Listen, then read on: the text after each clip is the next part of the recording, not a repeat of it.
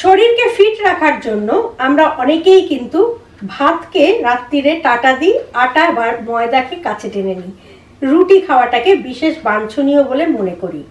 কিন্তু এই আটা এবং ময়দার রুটি খাওয়াটা শরীরের পক্ষে প্রত্যেকের জন্য কি ভালো কিনা সেটা কিন্তু আমরা ভেবেও দেখি না। আজকের ভিডিওর বিষয় হচ্ছে সেটাই, যে আটা ময়দা কিন্তু অনেক রোগের সৃষ্টিকারী। সেই কারণেই সেই রোগগুলো কি বা কাদের খাওয়া উচিত নয় সেটা নিয়ে বলবো। কিন্তু তার আগে বলে নিই, নমস্কার, আমি গৈরিকা, আপনার একান্ত প্রিয় পরিবার কলকাতা ক্যানভাসে আপনাকে স্বাগত জানাই। আপনি যদি পরিবারের একজন এখনো না হয়ে থাকেন তাহলে প্লিজ সাবস্ক্রাইব করুন কলকাতা ক্যানভাস।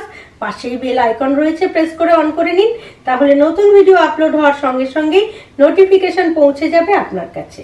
এবার বলি, আটা এবং ময়দার রুটি বা খাবার খেলে শরীরে আমাদের কি কি সমস্যা দেখা দিতে পারে।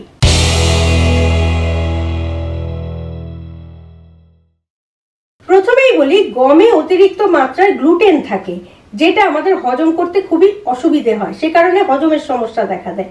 আর এই গ্লুটেনের জন্য কিন্তু পেটে নানা রকম সমস্যার সৃষ্টি হতেই পারে।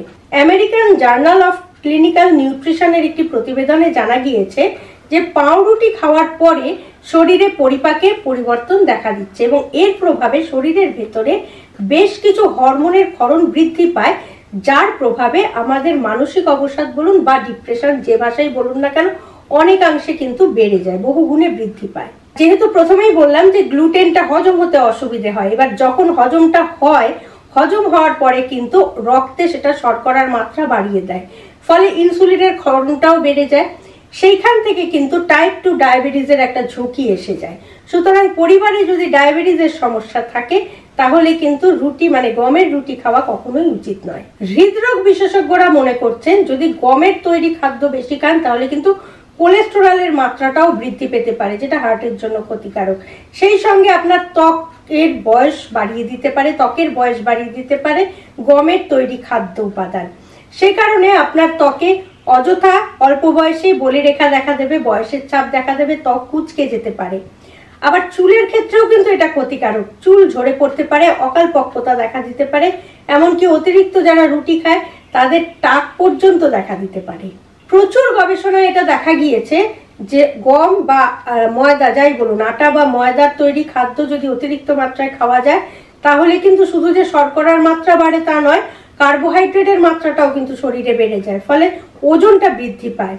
সে কারণে এই ধরনের সমস্যা দেখা দেয় যদি অতিরিক্ত মাত্রায় রুটি খাওয়া যায়।